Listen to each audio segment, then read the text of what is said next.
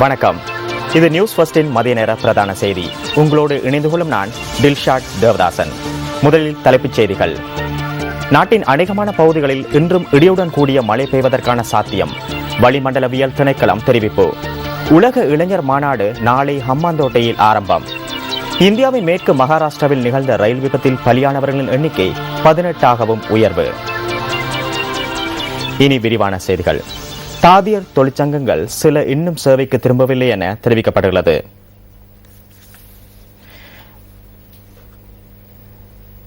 பணி பகிஷ்கரிப்பை கைவிடப் போவதில்லை என அரச தாதி உத்தியோகத்தர்கள் சங்கத்தின் தலைவர் சமன் ரத்னபிரிய தெரிவித்துள்ளார். மகப்பேற்று பயிற்சி தொடர்பான பிரச்சனையை மையப்படுத்தி நாடளாவிய ரீதியில் தாதி உத்தியோகத்தர்கள் முன்னெடுத்து வரும் பணி பகிஷ்கரிப்பு காரணமாக இன்றும் பல வைத்தியசாலைகளின் நடவடிக்கைகள் பாதிக்கப்பட்டுள்ளன.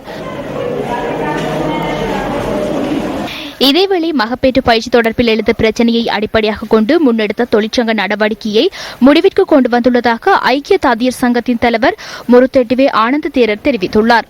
இந்த பிரச்சனைக்கு தீர்வு காண்பதற்காக நிதி அமைச்சின் செயலாளர் பி ஜெயசுந்தரவின் தலைமையில் குழு நியமிக்கப்பட்டுள்ளதாக ஐக்கிய தாதியர் சங்கத்தின் தலைவர் முருத்தெட்டுவே ஆனந்த தேரர் மேலும் தெரிவித்துள்ளார். உலக இளைஞர் மாநாடு நாளை ஆரம்பமாக உள்ளது. எதிர்வரும் 10ஆம் தேதி வரை இந்த மாநாடு நடைபெறவுள்ளமை குறிப்பிடத்தக்கது. 2014ஆம் ஆண்டு உலக இளைஞர் மாநாடு மாகம் ருகுணுபுர சர்வதேச மாநாட்டு மண்டபத்தில் நடைபெறவுள்ளது. மாநாட்டுக்கான தயார்படுத்தல்கள் தொடர்பாக பார்வையிடுவதற்கு இளைஞர்கள் விவகாரங்கள் மற்றும் திறன் அபிவிருத்தி அமைச்சர் உள்ளிட்ட குழுவினர் நேற்று மாகம் ருகுணுபுர சர்வதேச மாநாட்டு மண்டபத்துக்கு விஜயம் மேற்கொண்டிருந்தனர். மாகம் ருகுணுபுர சர்வதேச மாநாட்டு மண்டபத்தில் நடைபெற்ற ஊடகவியலாளர் சந்திப்பில் அமைச்சர் டலஸ் அலபெரும கருத்து தெரிவித்தார். உலகின் பல நாடுகளில் இருந்தும் 168 பிரதிநிதிகள் தற்போது வருகை தந்துள்ளனர். உலக இளைஞர் மாநாட்டின் பிரகடனம் எதிர்வரும் 10ஆம் தேதி வெளியிடப்படும். இதன்போது கொழும்பு பிரகடனமும் வெளியிடப்பட உள்ளது. 2015ஆம் ஆண்டுக்கு பின்னரான உலக அபிவிருத்திகளின் நிகழ்ச்சி நிரலில் வலய மற்றும் அரச சார்பற்ற நிறுவனங்களின் இளைஞர்கள் மத்தியில் பொறுப்புடைமை தொடர்பிலான விவாதத்தினை கொழும்பு பிரகடனம் ஏற்படுத்தும். එක රටවල රාජ්‍ය සහ රාජ්‍ය නොවන සංවිධානවල තරුණයන්ගේ වගකීම පිළිබඳ කතිකාවත ආරම්භ වෙන්නේ කොළඹ ප්‍රකාශනය. இதேவேளை உலக இளைஞர் மாநாட்டில் பங்கு பெற்ற முதலாவது வெளிநாட்டு அமைச்சர் குழுவினர் இன்று அதிகாலை 1 மணிக்கு கட்டுநாயக்க பண்டாநாயக்க சர்வதேச விமான நிலையத்தை வந்தடைந்தனர். இவர்களை இளைஞர் விவகாரங்கள் மற்றும் திறன் அபிவிருத்தி அமைச்சர் டலஸ் அழகப்பெரும வரவேற்றார். பணத்திற்காக மாத்திரம் விளையாடும் வீரர்கள் உருவாகியமை தொடர்பில் ஆட்சியாளர்கள் பொறுப்பு கூற வேண்டும் என பாராளுமன்ற உறுப்பினர் அர்ஜுன ரணதுங்க தெரிவித்துள்ளார். நேற்று நடைபெற்ற நிகழ்வொன்றின் போதே அவர் இதனை தெரிவித்தார். கிரிக்கெட் களியாட்ட நிகழ்வில் வெற்றி பெற்றவர்களுக்கான கிண்ணம் மற்றும் பரிசுகளை வழங்கும் நிகழ்வு நேற்று கொழும்பில் நடைபெற்றது. இலங்கை கிரிக்கெட் நிறுவனத்தின் செயலாளர் நிஷாந்த ரணதுங்க உட்பட பலர் கலந்து கொண்டிருந்தனர்.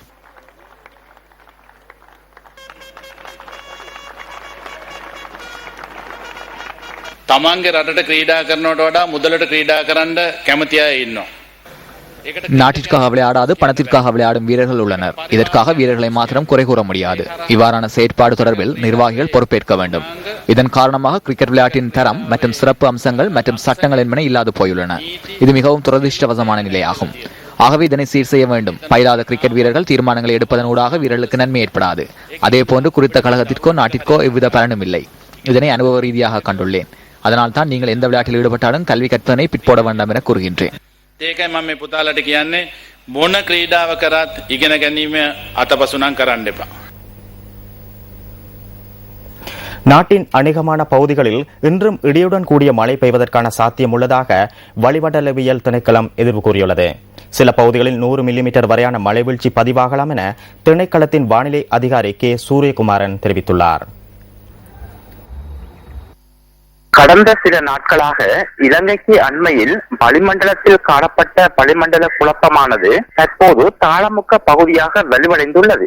இது இலங்கையின் மேற்காக தற்போது காணப்படுகின்றது. இதனால் இலங்கைக்கு முழு மேகமூட்டத்துடன் இலங்கை காணப்படுவதுடன் அதனை சுற்றியுள்ள ஆழ்கடல் பிரதேசங்களிலும் மேகமூட்டம் காணப்படுவதுடன் காற்றானது மணித்தாரத்துக்கு 70 கிலோமீட்டர் முதல் 80 கிலோமீட்டர் வரையான வேகத்தில் காற்று வீசும் என்று எதிர்பார்க்கப்படுகின்றது. இலங்கை தீவிலும் அதனை சூழ உள்ள ஆழ்கடல் பிரதேசங்களிலும் அதிக அளவு மழை காணப்படுவதுடன் கடல் பிராந்தியங்களும் கொந்தளிப்பாக காணப்படும்.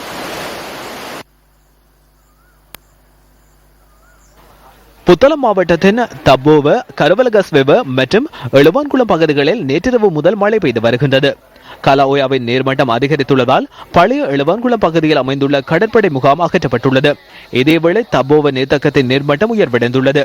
கலாஓயா பெருக்கெடுத்துள்ளதால் மன்னார் எழுவான்குளம் வீதி நீரில் மூழ்கியுள்ளது. கல்கமுவா அம்பகுல வாவியின் வான்கதவு திறந்துவிடப்பட்டுள்ளது. இங்கினிமிட்டிய நீர்த்தக்கத்தின் வான்கதவுகள் திறக்கப்பட்டுள்ளன.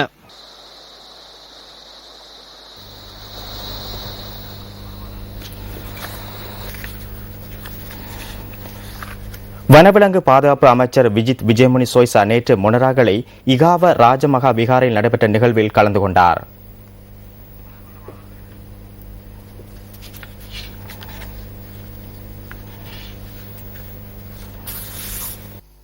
மொனராகலை மடுள்ள பிரதேச செயலக பிரிவிற்குட்பட்ட ஈகாவ விகாரையின் நிர்மாண பணிகளுக்கு அடிக்கல் நாட்டுவதற்காக இந்த நிகழ்வு நடைபெற்றது. இந்த பகுதியில் உள்ள ராணுவ வீரரின் குடும்பத்தின் உறுப்பினர்கள் இதற்கான உதவிகளை வழங்கியுள்ளனர்.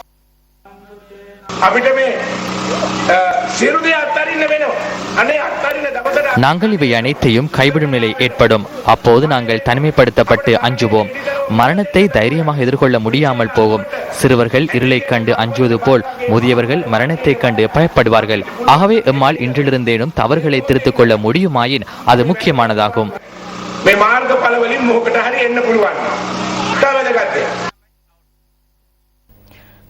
பளையிலிருந்து கொழும்பு நோக்கி பயணித்த தபால் ரயிலின் என்ஜின் நேற்றிரவு அனுராதபுர ரயில் நிலையத்தில் அருகில் தடம் புரண்டுள்ளது. இந்த தபால் ரயில் அனுராதபுர ரயில் நிலையத்தை நேற்றிரவு 10 மணிக்கு வந்தடைந்ததாக எமது பிராந்திய செய்தியாளர் தெரிவித்தார். 20 நிமிடத்தின் பின்னர் பயணத்தை ஆரம்பித்த குறித்த ரயில் அனுராதபுர ரயில் நிலையத்திலிருந்து 20 மீட்டர் தூரம் வரை பயணித்ததை அடுத்து அதன் என்ஜின் தடம் புரண்டதாக எமது பிராந்திய செய்தியாளர் தெரிவித்தார். இந்த சம்பவத்தில் எவருக்கும் பாதிப்பு ஏற்படவில்லை.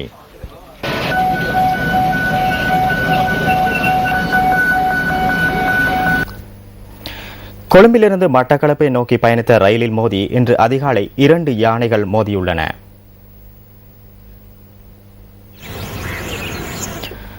புனானே மற்றும் மயிலந்தனை ஆகிய ரயில் நிலையங்களுக்கு இடையே இன்று அதிகாலை 4 மணியளவில் இந்த சம்பவம் இடம்பெற்றுள்ளதாக ரயில்வே கட்டுப்பாட்டு நிலையம் குறிப்பிட்டுள்ளது. உயிரிழந்த 2 யானைகளும் 25க்கும் 30 வயதுக்கும் உட்பட்டவை என வனஜீவராசிகள் திணைக்களத்தின் மட்டக்களப்பு மாவட்ட காரியாலயத்தின் சுற்றுவட்ட உதவியாளர் தெரிவித்தார்.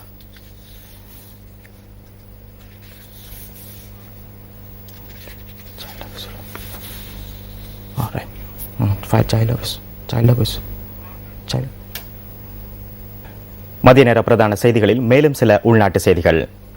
வடமாகாண ஆளுநர் அலுவலகத்துக்கு முன்பாக ஆசிரியர்கள் சிலர் இன்று கவனஈர்ப்பு போராட்டத்தில் ஈடுபட்டனர். இந்த கவனஈர்ப்பு போராட்டம் இன்று காலை 9 மணி அளவில் ஆரம்பித்து 1 மணித்தியாலம் வரை நீடித்தது. கடந்த 5 வருடங்களுக்கு மேலாக கஷ்ட பிரதேசங்களில் பணியாற்றி வரும் தமது சொந்த இடங்களுக்கான இடமாற்றத்தை வழங்குமாறு கவனஈர்ப்பு போராட்டத்தில் ஈடுபட்ட ஆசிரியர்கள் கோரிக்கை விடுத்துள்ளனர்.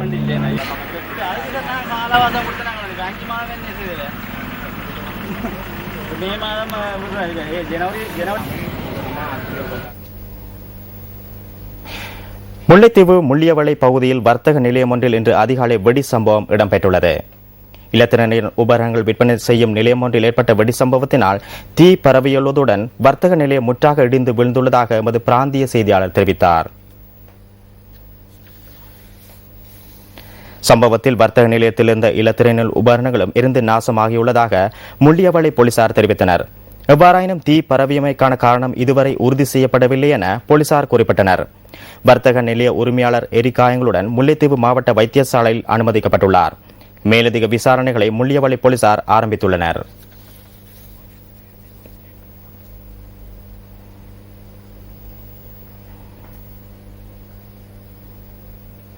இத்துடன் நியூஸ் ஃபர்ஸ்டின் மதிய நேர பிரதான செய்தி நிறைவு பெறுகின்றது. நியூஸ் ஃபர்ஸ்டின் மணித்தியால செய்தியை 2:25 எதிர்பாருங்கள். வணக்கம். Hotline 0114-896-896. www.newsfirst.lk. Feedback at newsfirst.lk.